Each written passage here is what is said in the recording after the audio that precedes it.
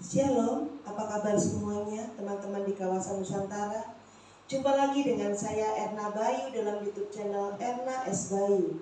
Kali ini saya akan mengajar tentang metodologi penelitian.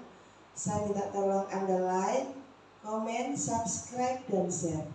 Terima kasih. Saudaraku yang terkasih, kita akan membahas berbagai masalah di dalam metodologi penelitian. Yang pertama adalah pengertian masalah penelitian, kemudian jenis masalah penelitian, sumber masalah penelitian, evaluasi masalah, kemudian merumuskan masalah penelitian, fokus masalah, bentuk rumusan masalah penelitian. Selanjutnya untuk yang berikutnya kita akan membahas tentang studi pendahuluan dan seterusnya akan kita bagi dalam beberapa sesi video. Baiklah saudaraku yang terkasih, kita akan membahas pengertian masalah penelitian. Masalah adalah suatu yang harus diselesaikan atau dipecahkan. Masalah penelitian adalah terjadinya sesuatu yang tidak sesuai dengan ketentuan yang telah ada. Kemudian problem akan muncul apabila terjadi kesenjangan atau gap antara dasolen atau kita bahasa Indonesianya kita sebut apa yang seharusnya dengan dasein atau kita sebut dengan apa yang terjadi pada kenyataannya. Ada perbedaan antara harapan dengan kenyataan, sehingga penelitian ini akan mempermasalahkan kesenjangan atau kelainan atau problem tersebut. Sebagai contoh masalah yang timbul dalam bidang pendidikan yang mempertanyakan hubungan antara metode pengajaran dengan penguasaan atau kecakapan. Kemudian apa saja masalah yang perlu diteliti? Banyak persoalan atau masalah yang perlu mendapat perhatian para sarjana ilmu sosial, terutama di negara-negara yang sedang berkembang. Melly Gittan dalam Kuncaraningrat mengatakan bahwa masalah yang memerlukan pemecahan melalui penelitian. Jadi banyak sekali masalah yang memerlukan pemecahan melalui penelitian. Kemudian apa sih jenis masalah penelitian? Di bidang pendidikan, misalnya masalah rasio tidak seimbang antara peserta didik dengan ketersediaan sarana pendidikan, masalah anak putus sekolah, masalah kesesuaian kurikulum dengan lapangan kerja. Kemudian di bidang lain misalnya bidang kekeluargaan, misalnya masalah otoritas, disiplin, masalah hubungan kekerabatan, masalah pengembalian keputusan dalam keluarga. Mungkin juga di bidang agama, misalnya adalah masalah hubungan antar umat beragama, hubungan agama dengan politik. Kemudian ada lagi bidang perekonomian, misalnya adalah masalah industrialisasi, pemasaran, inflasi, modal dan perusahaan asing. Kemudian apa lagi? Masalah kependudukan, misalnya adalah masalah kelahiran, masalah keluarga berencana, masalah transmigrasi, urbanisasi dan sebagainya. Masih banyak masalah yang dapat diteliti yang bermanfaat bagi kehidupan umat manusia. Selanjutnya kita akan membahas Sumber masalah. Saudaraku yang terkasih, bapak-bapak, ibu-ibu, dan adik-adik mahasiswa, dari mana masalah diperoleh? Tentu ada banyak sumber yang dapat dijadikan tempat untuk menemukan permasalahan penelitian. Antara lain adalah yang pertama, pengalaman di lingkungan pekerjaan. Orang yang bekerja sebagai penyuluh keluarga berencana akan banyak menemukan masalah. Misalnya, kelompok masyarakat yang masih sulit menerima program keluarga berencana. Ada alat kontrasepsi yang sedikit peminatnya, dan lain sebagainya. Yang kedua, laporan penelitian. Dalam laporan penelitian, lazimnya setelah data disajikan, dianalisis, dan diinterpretasi, kemudian diajukan persoalan baru yang memerlukan penelitian lebih lanjut oleh peneliti yang lain. Persoalan yang diajukan oleh peneliti tersebut dapat dipilih untuk dijadikan permasalahan penelitian lebih lanjut.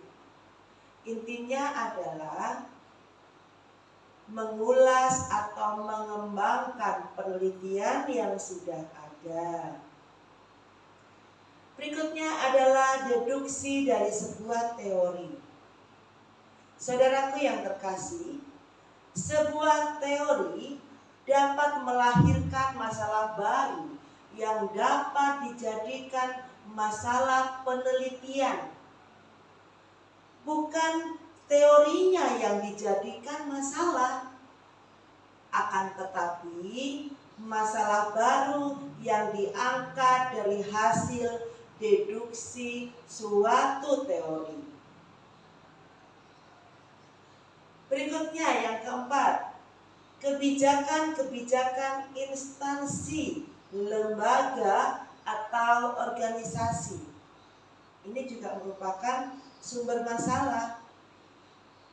Misalnya kenaikan pangkat pegawai secara otomatis atau berdasarkan kredit poin dan pelaksanaan tugas, misalnya dapat dijadikan sumber memunculkan masalah penelitian.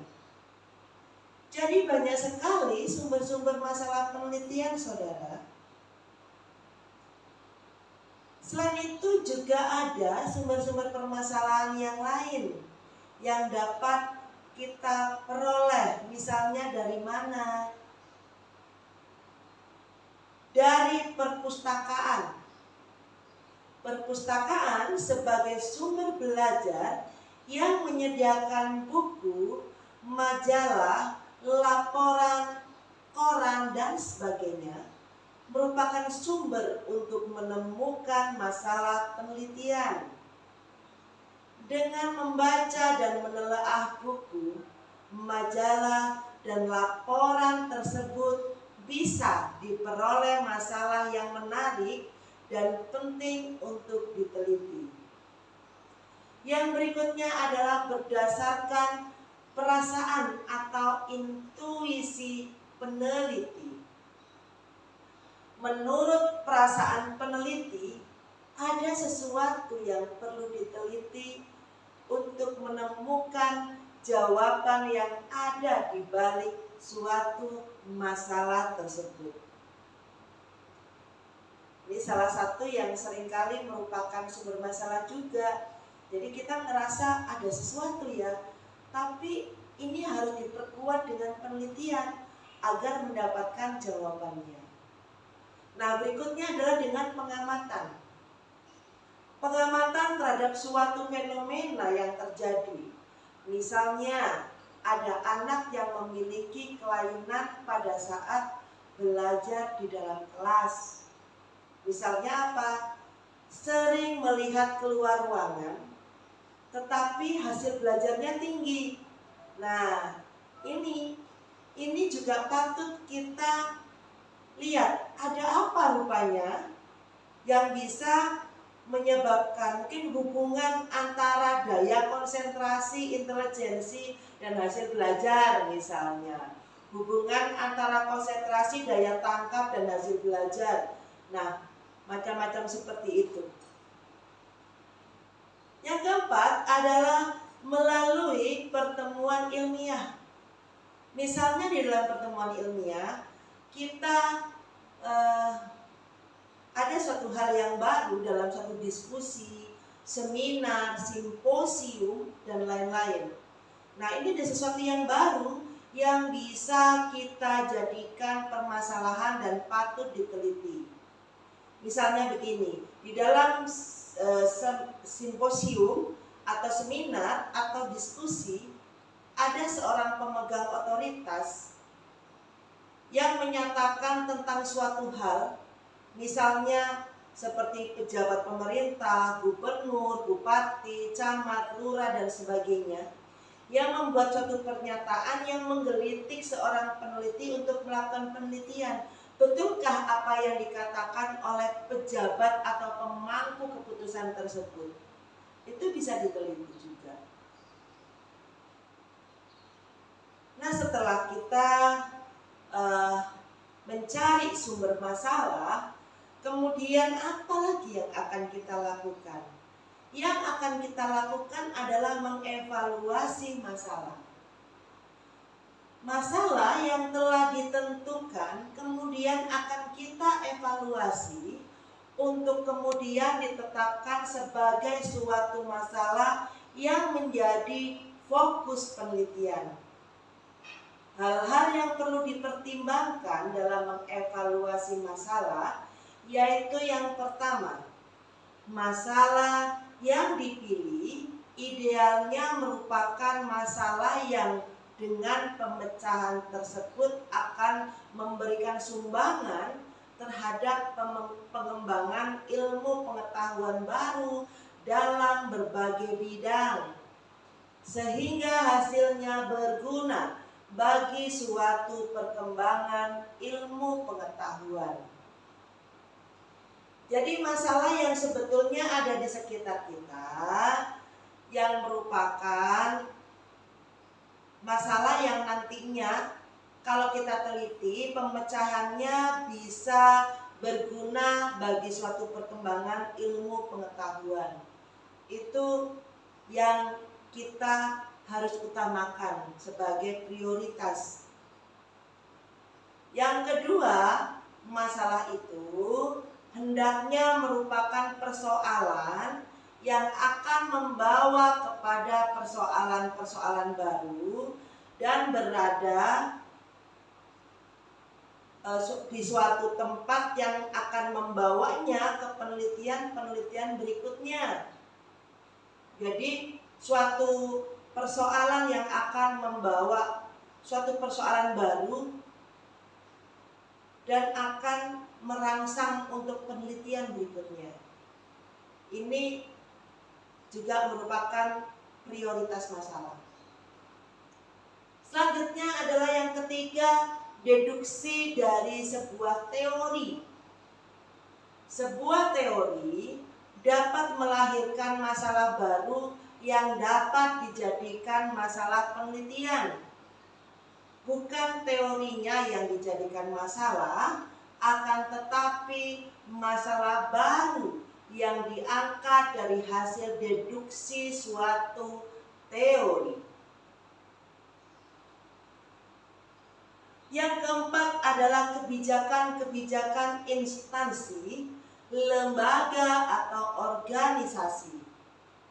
Kenaikan pangkat pegawai secara otomatis atau berdasarkan kredit poin dan pelaksanaan tugas, misalnya, dapat dijadikan sumber memunculkan masalah penelitian.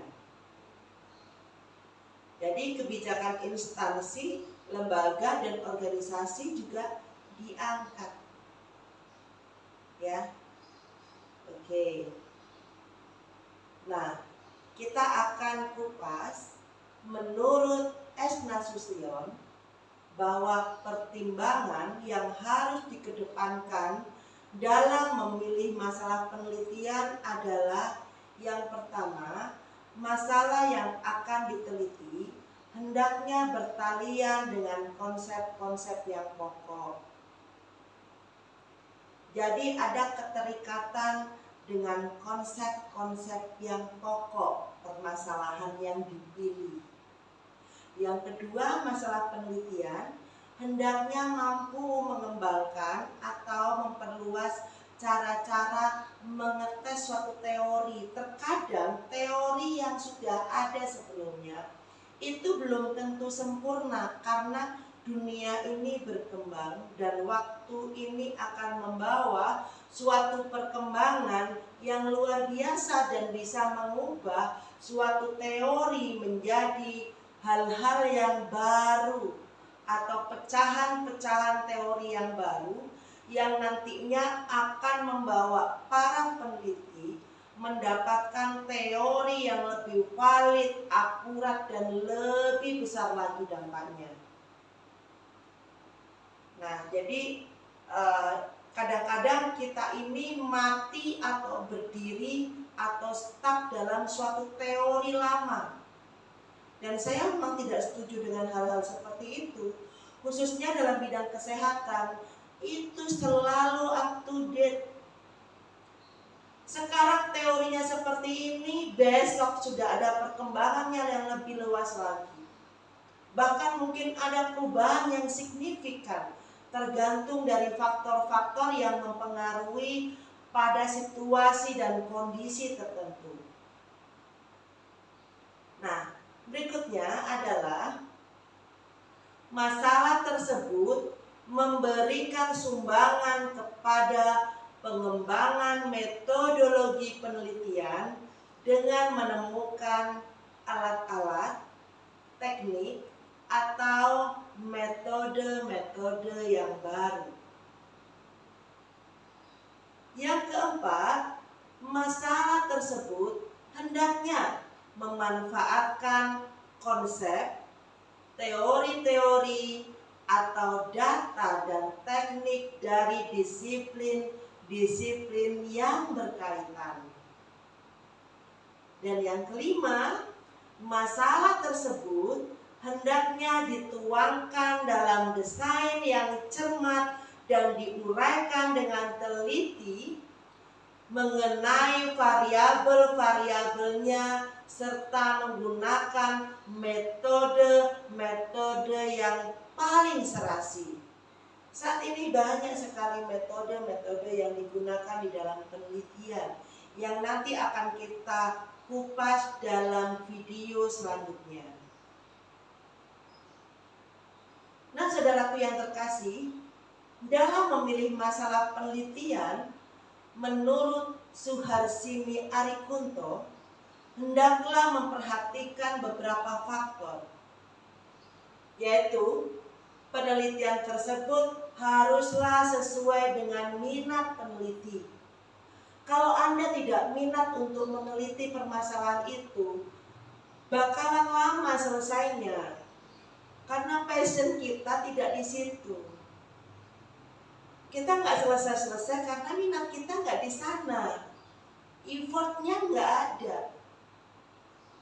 Yang kedua, terkadang kita ingin meneliti sesuatu, kemudian penelitian itu terhambat karena tidak dapat dilaksanakan. Maka dari itu, menurut Suharsini Arikunto, penelitian yang terkait dengan pemilihan masalah di dalam penelitian itu hendaknya dapat dilaksanakan.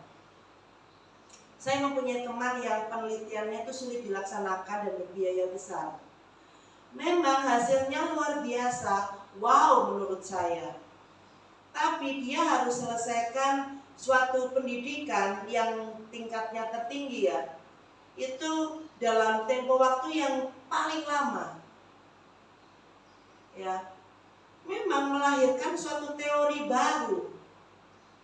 Tapi ingat bahwa teori baru itu pada akhirnya juga ada yang mengikuti teori-teori yang sama dan serupa dengan penelitian yang serupa gitu loh. Dan mungkin dengan penelitian yang lebih canggih. Padahal biayanya sudah sangat besar. Kalau nggak salah waktu itu sudah tembus ratusan juta untuk meneliti hal itu. Tapi saya mengacungi jempol hasil penelitiannya. Nah, berikutnya juga tersedia faktor pendukung.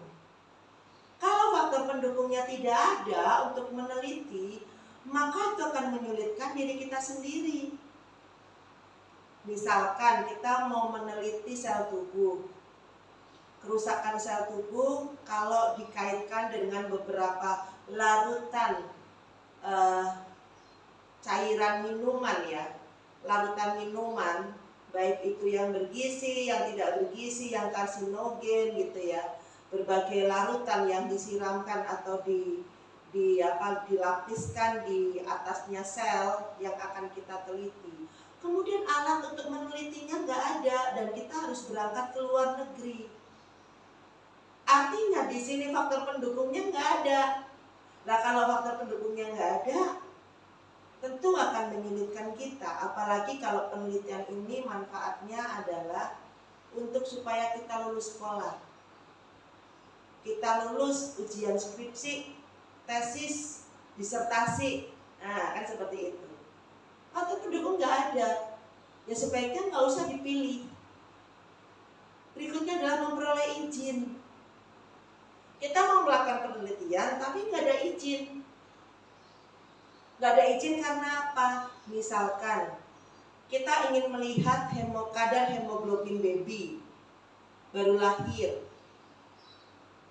Ya, misalkan judulnya adalah hubungan kadar hemoglobin bayi baru lahir terhadap kejadian icterus neonatorum misalkan.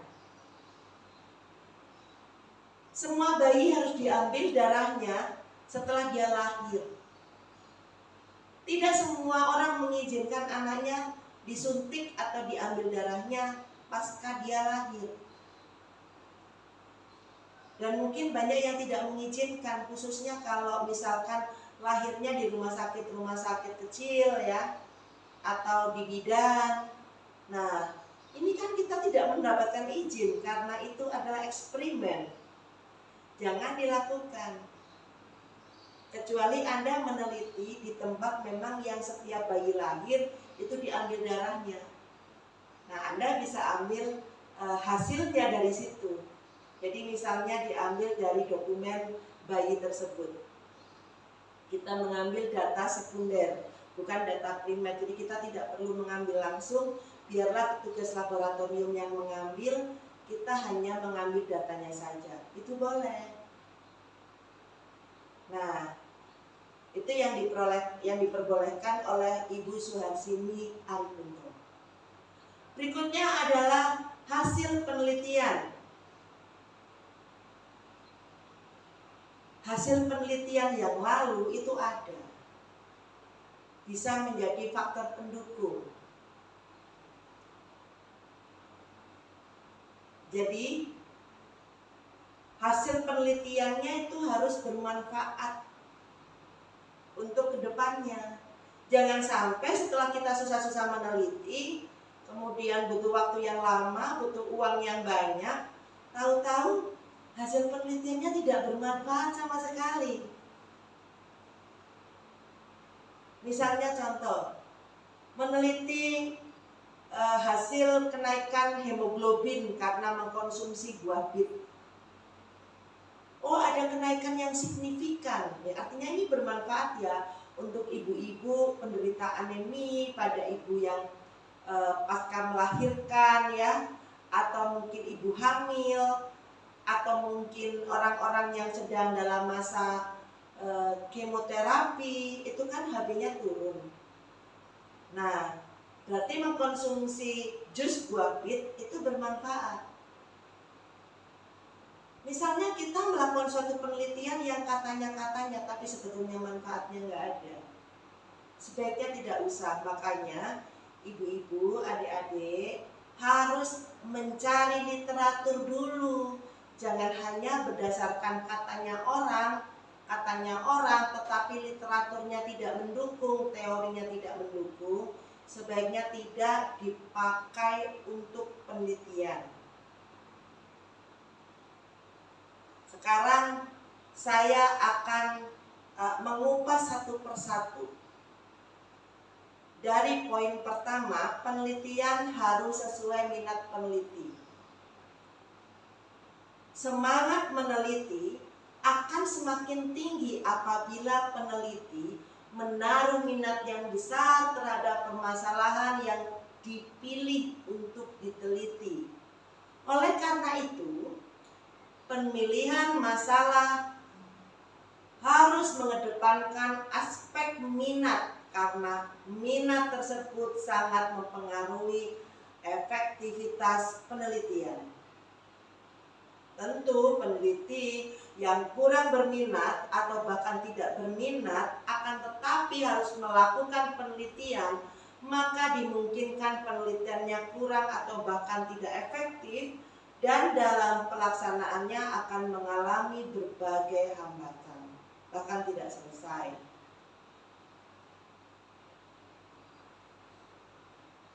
Penelitian dapat dilaksanakan, yang kedua. Ini dilihat dari mana? Dilihat dari aspek pribadi peneliti sendiri. Dapat atau tidaknya penelitian itu dilakukan. Jadi dapat tidaknya penelitian dilakukan ini tergantung ada beberapa hal ya. Yang pertama adalah peneliti memiliki kemampuan untuk meneliti masalah yang dipilih. Artinya peneliti menguasai teori penelitian, menguasai latar belakang, menguasai metodologi, ya, mereka menguasai itu. Yang kedua, peneliti memiliki waktu yang cukup untuk melaksanakan penelitian.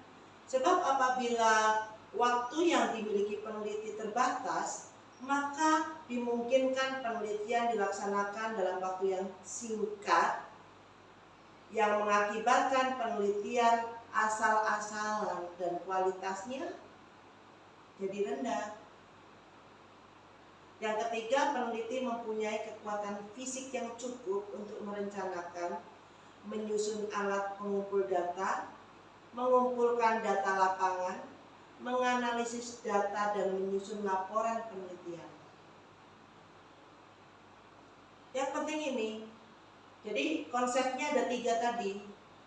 Peneliti mempunyai kemampuan, peneliti memiliki waktu yang cukup, peneliti memiliki kekuatan fisik yang cukup untuk merencanakan. Ini konsepnya, maka penelitian bisa dilaksanakan. Kemudian tersedia faktor pendukung, misalnya tersedia data, kemudian dapat izin dan sebagainya. Yang keempat, hasil penelitian bermanfaat. Ya, pasti dong. Kenapa? Karena terkhusus untuk pengambilan kebijakan, pengembangan ilmu, pengetahuan dan sebagainya. Ini manfaat dari penelitian ini sangat penting. Ya. Jadi apabila kita memilih masalah penelitian, upayakan masalah yang akan diteliti itu masalah yang benar-benar sesuai dengan minat peneliti. Sehingga akan mudah terlaksananya penelitian.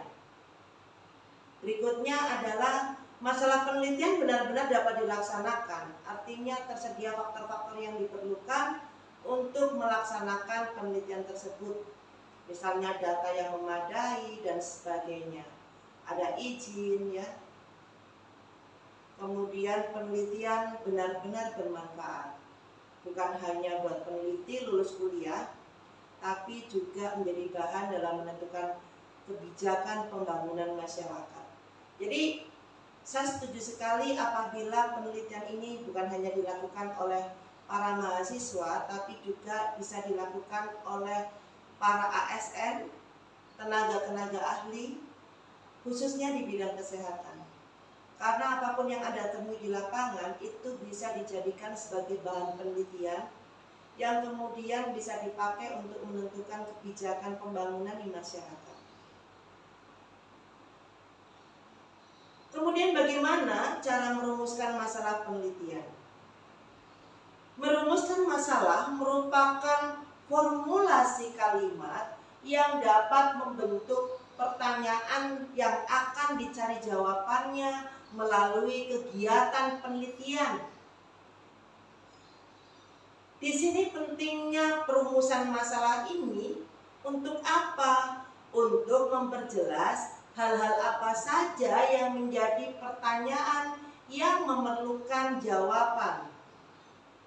Sebab dalam judul penelitian belum tergambar secara konkret hal apa saja yang akan dicari jawabannya dengan mengajukan pertanyaan. Oleh karena itu, dengan perumusan masalah, penelitian akan menjadi sangat jelas apa yang ditanyakan dan apa yang akan diketahui sebagai jawaban dari pertanyaan tersebut. Ada beberapa contoh perumusan masalah penelitian.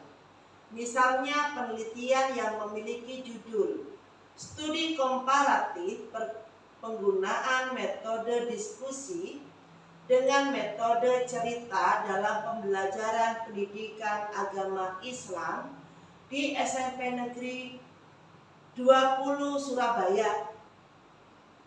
Misalnya contohnya seperti itu.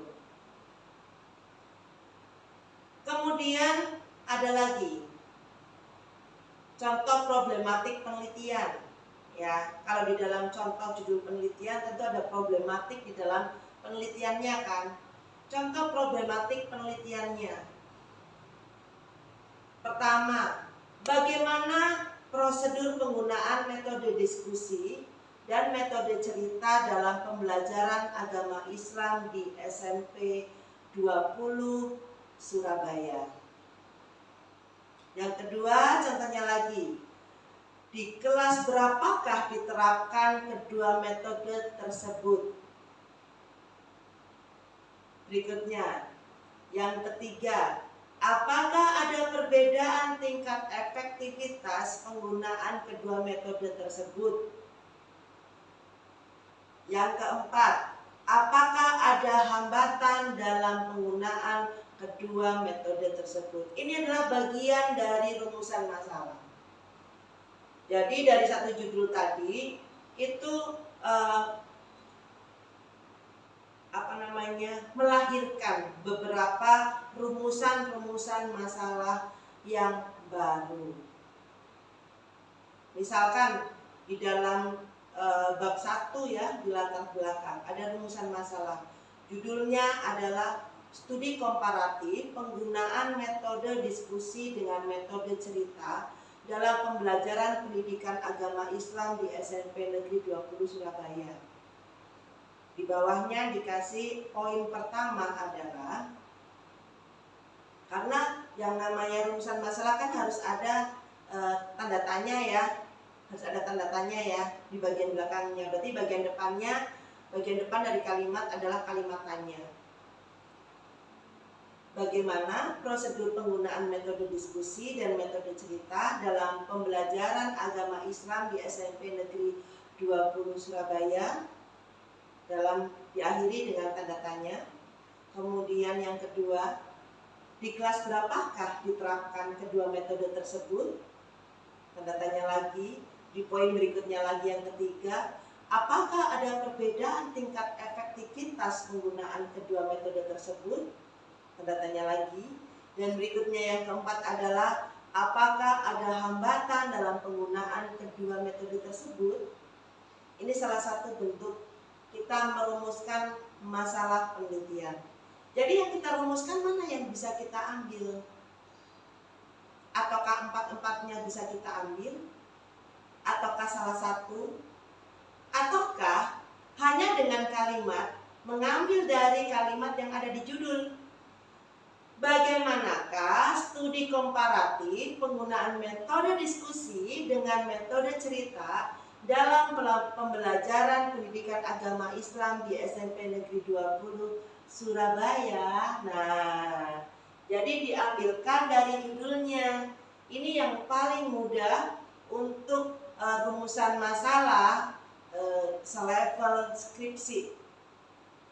Kalau levelnya sudah level tesis, tentu berbeda. Di dalam rumusan masalah bisa ada 5 poin. Kalau di disertasi, rumusan masalah bisa di 3 sampai 5 poin. Nanti ada anak-anak rumusan masalah lagi. Dan biasanya dari 3 atau sampai 5 poin itu masing-masing di anak-anak rumusan masalahnya masing-masing ada subnya, itu ada sekitar 3, ya bisa lebih. Itu kalau disertasi. Makanya disertasi tebal sekali, bisa sampai ya 400 sampai 600 halaman, bisa tebal sekali. Tetapi kalau tesis ya hanya sedikit tebal karena rumusan masalahnya banyak. Kenapa skripsi lebih tipis? Ya karena rumusan masalahnya hanya judul yang dikasih kata bagaimana dan diakhiri dengan tanda tanya. Apakah bisa dengan kata yang lain, Bu? Misalnya apakah, di manakah, boleh. Yang penting adalah kalimat tanya. Kalimat tanya tentu diawali oleh kata tanya dan diakhiri dengan tanda tanya. Nah, selanjutnya kita akan membahas di fokus penelitian. Ada 4 alternatif untuk menetapkan fokus penelitian menurut Spradley yang dikutip dari Sanapia Faisal. Yang pertama adalah menetapkan fokus pada permasalahan yang disarankan oleh informan. Informan dalam lembaga pendidikan bisa kepala sekolah, guru, orang tua, siswa, pakar pendidikan, dan sebagainya. Yang kedua adalah menetapkan fokus berdasarkan domain-domain tertentu atau kita sebut sebagai organizing domain. Dalam pendidikan, domainnya bisa kurikulum, bisa proses belajar mengajar, bisa sarana prasarana, bisa tenaga pendidik dan kependidikan, bisa manajemen, bisa pembiayaan, bisa sistem evaluasi, bisa pandangan hidup, bisa kompetensi, dan sebagainya. Jadi kita harus menetapkan fokus berdasarkan domain-domain tertentu. Nanti Anda yang kesehatan dipikirkan, domain di bidang kesehatan apa saja ya, gitu kan. Nah, Anda bisa sesuai dengan minat Anda tentunya. Yang ketiga adalah menetapkan fokus yang memiliki nilai temuan untuk pengembangan ilmu pengetahuan dan teknologi. Temuan mengandung makna bahwa sebelumnya belum ada. Nah, dalam pendidikan, temuan ini bisa menemukan metode mengajar. Misalnya mengajar matematika, mengajar bahasa Inggris ya, atau mengajar fisika yang mudah dipahami dan menyenangkan. Tentunya beberapa pelajaran itu sulit dipahami atau terasa sulit, khususnya untuk matematika, fisika, kimia ya, kemudian bahasa, khususnya bahasa asing. Nah, kita akan mencari cara-cara atau metode untuk mengajar supaya materi-materi ini bisa mudah dipahami dan kelas berasa sangat menyenangkan. Yang keempat adalah menetapkan fokus berdasarkan permasalahan yang terkait dengan teori-teori yang sudah ada. Nah, kita tetapkan fokus. Mana yang kira-kira sesuai dengan permasalahan yang terkait yang akan kita teliti dengan teori-teori yang sudah ada. Kalau teori-teorinya sedikit, maka Anda akan kesusahan di bab 2. Tapi kalau teori-teori yang Anda dapatkan banyak, maka Anda tidak akan kesulitan. Makanya saya ingatkan untuk adik-adik, untuk teman-teman, untuk ibu-ibu, kalau bikin penelitian itu jangan bikin judul dulu, tetapi Anda mencari permasalahan yang ada dulu, baru tentukan judulnya. Anda minati dulu, Anda dapat masalahnya, Anda berminat, Anda suka, Anda merasa pas, Anda merasa bahwa masalah ini bisa diselesaikan, Anda merasa bahwa penelitian ini bakalan selesai, tidak berlarut-larut karena banyak hal yang tidak terpenuhi, maka Anda bisa ambil, baru tentukan judulnya. Terkadang mahasiswa itu menentukan judulnya dulu baru mengerjakan sisanya, dan ini yang sering sekali menimbulkan hambatan-hambatan dan hasil penelitiannya tidak bermanfaat, tidak dipakai tidak bisa dipakai maksud saya untuk kebijakan-kebijakan yang bisa diterapkan untuk kebaikan masyarakat. Seringkali seperti ini. Ini mahasiswa sendiri yang salah. Jadi kita harus menetapkan fokus berdasarkan permasalahan yang terkait dengan teori-teori yang sudah ada. Dan penelitian ini itu bersifat pengembangan. Buat apa? Kenapa? Kalau penelitian ini bersifat pengembangan, maka penelitian ini bisa melengkapi dan memperluas teori yang sudah ada. Ini yang membuat negara kita berkembang, tidak stuck. Karena hidup ini tidak berjalan di tempat, tidak statis, tapi dinamis. Dan kita harus cepat berlari menuju negara yang adidaya. Dengan cara apa? Lakukan penelitian-penelitian sebanyak mungkin.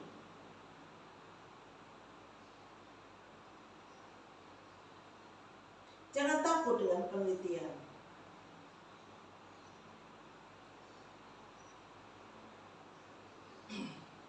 Yang terakhir adalah membentuk rumus masalah penelitian. Membentuk rumusan masalah penelitian. Rumusan masalah di dalam penelitian adalah bentuk pertanyaan yang akan mengarahkan peneliti untuk mengumpulkan data di lapangan. Secara umum, terdapat 3 bentuk rumusan masalah penelitian. Yang pertama adalah rumusan masalah deskriptif. Adalah rumusan masalah yang mengarahkan peneliti untuk mengeksplorasi atau memotret situasi sosial yang akan diteliti secara menyeluruh, luas, dan mendalam. Contohnya, bagaimana profil pendidikan agama di Indonesia.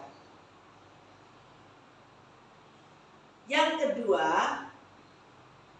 rumusan masalah komparatif adalah rumusan masalah yang akan mengarahkan peneliti untuk mengembangkan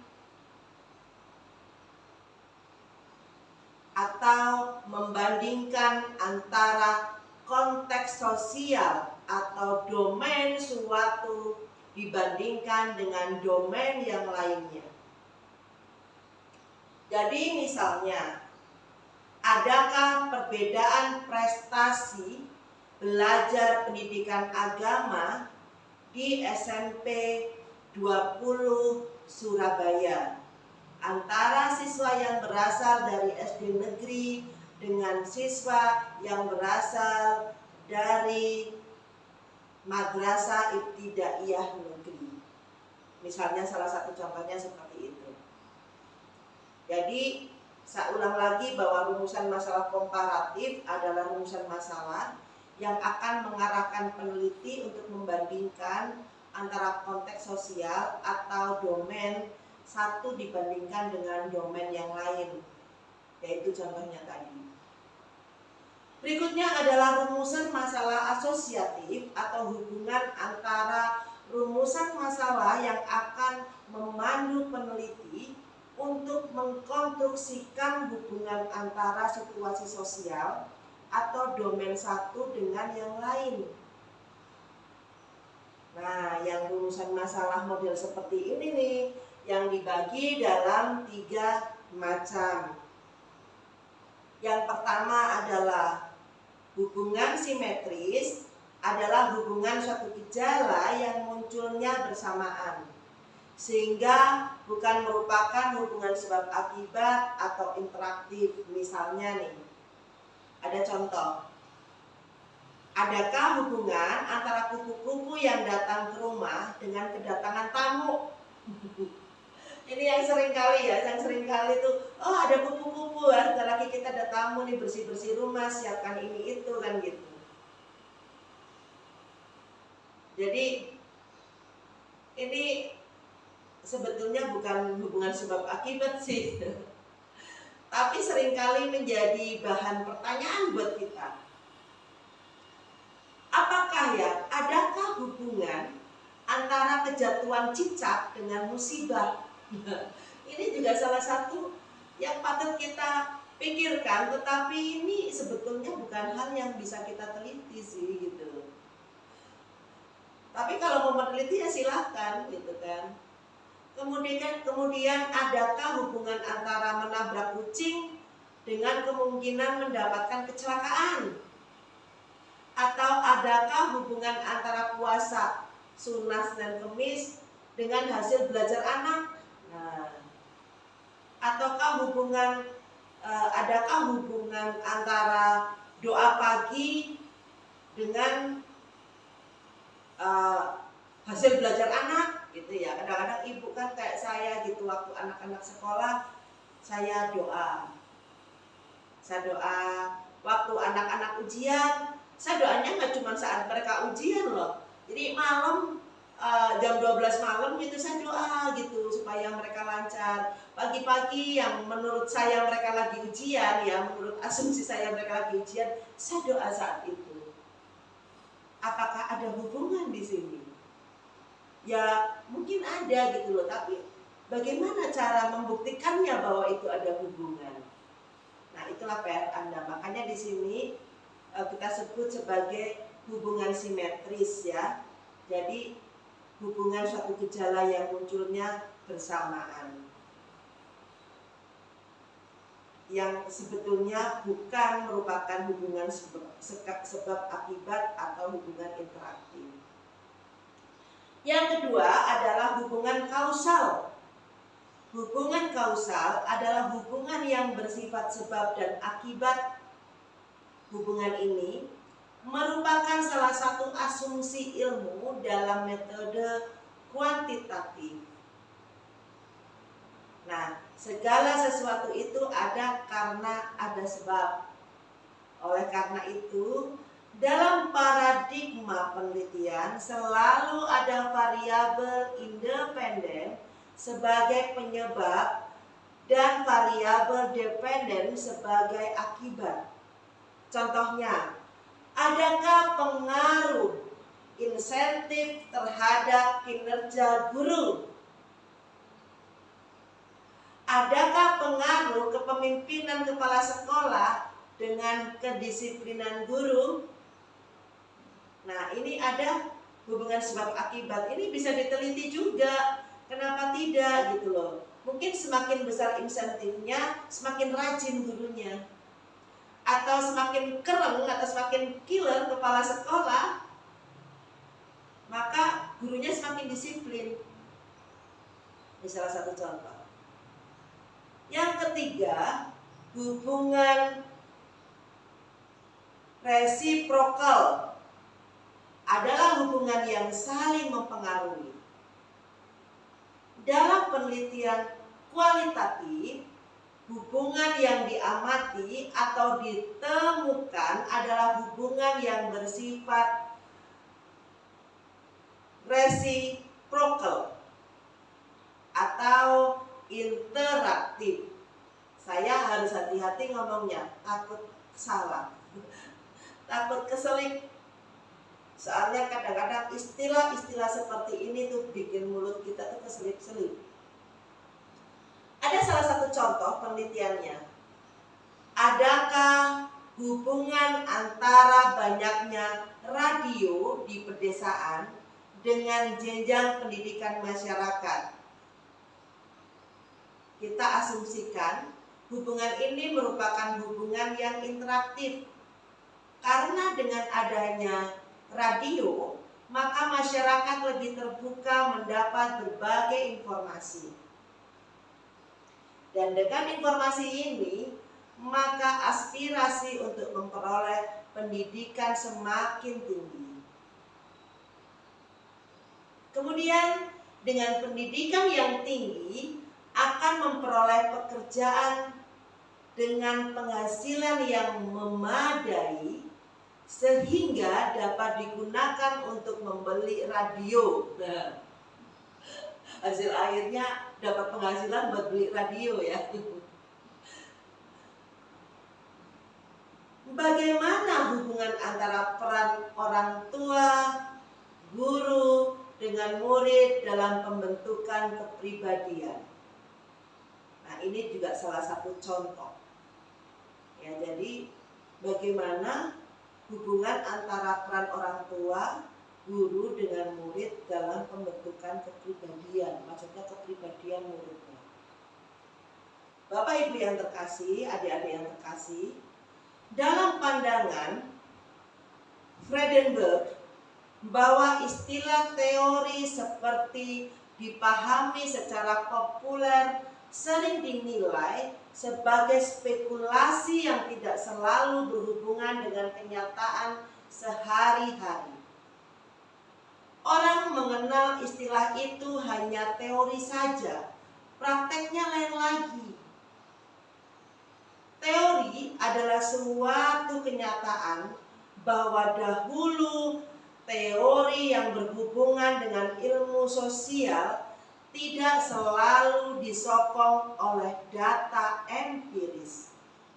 Tetapi akhir-akhir ini penelitian dengan teori erat hubungannya, meskipun teori dapat mengandung data-data spekulatif yang kebenarannya belum tentu dapat dibuktikan. Jadi ada orang-orang tertentu yang sangat fanatik terhadap teori, kemudian hidupnya sesuai teori, kemudian aturan-aturan hidupnya sesuai teori yang tertulis, ataupun teori yang tidak tertulis yang dia tahu, entah dari dia proses belajar mengajar atau bentuk apapun. Kalau dia yakini sebagai teori, maka kita sebut sebagai fanatisme. Dan orang-orang seperti ini akan sulit berkembang. Kenapa? Dia belum memahami bahwa terkadang walaupun teori mengandung data-data spekulatif, namun kebenarannya belum tentu dapat dibuktikan.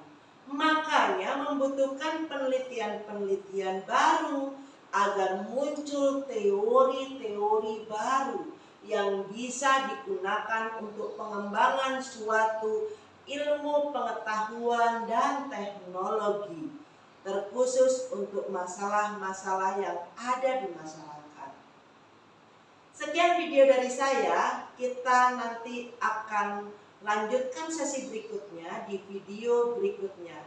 Terima kasih, Tuhan memberkati.